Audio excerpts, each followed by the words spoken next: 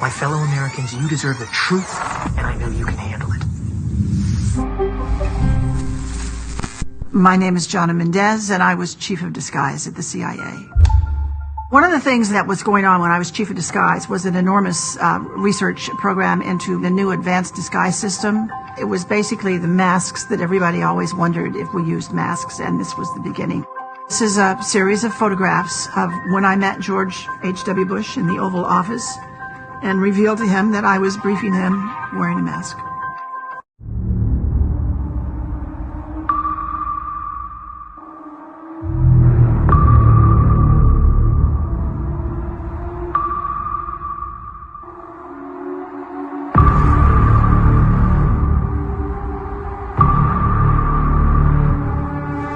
Now, in particular, and regarding this photograph, it is a Getty image photograph. If you go to the link, you can see the photographer, all those kinds of details, who took it.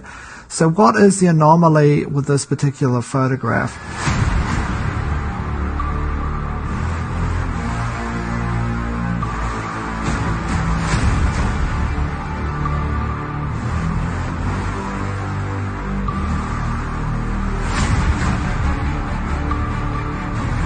Do you have any people paid by the CIA who are working for television networks?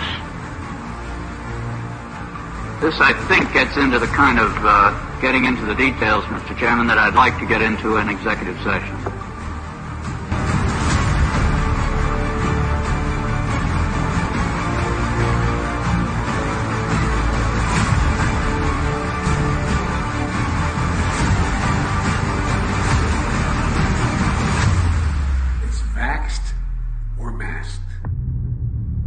It was a big challenge to come up with something that finally actually animated and worked to really fool a person, but we did. They learned the art. We actually brought Hollywood back into our labs at one point to look at what we had done, and they were stunned. They're absolutely stunned. Congratulations.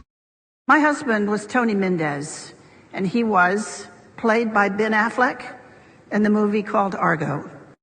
Aliens and robots? Yes, sir.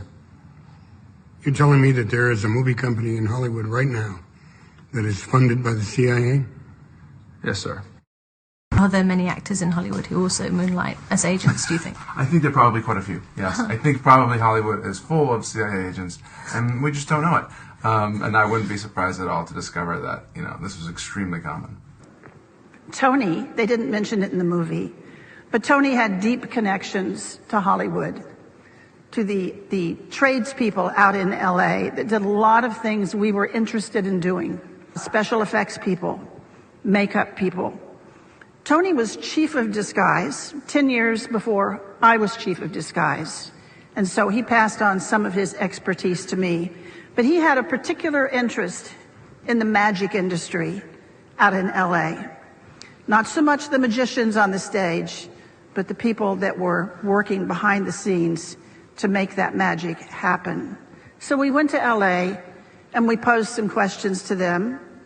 We said, we have a problem. We're looking for novel solutions. Well, LA did have some ideas, of course. That's what they do for a living. They introduced us to a new concept. They said, what you are calling an operation, we call a performance. That's what we do. We put on performances. And before we start working on that performance, we have to define the stage that the performance is going to take place on. Then you have to know who your audience is. Who are you playing to? Who are you trying to fool? Once you assemble those two pieces, you can pretty much choose the time and choose the place and simply overwhelm them with your performance. Then they showed us some tools that they used. The one that really caught our eye is what's called a stunt double mask. You all know how they're used.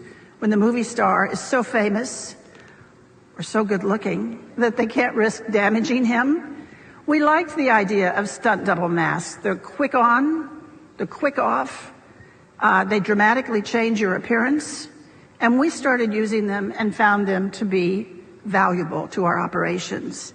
But that audience piece of it did not allow you to get close enough to one of those masks before the illusion fell apart and you saw it was a mask. So we went back to our disguise labs out at Langley, and we invented a whole new genre of masks.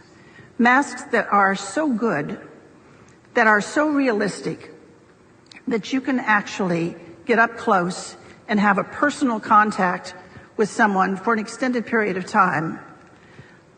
They're good enough that you can brief the President of the United States in the Oval Office wearing a mask.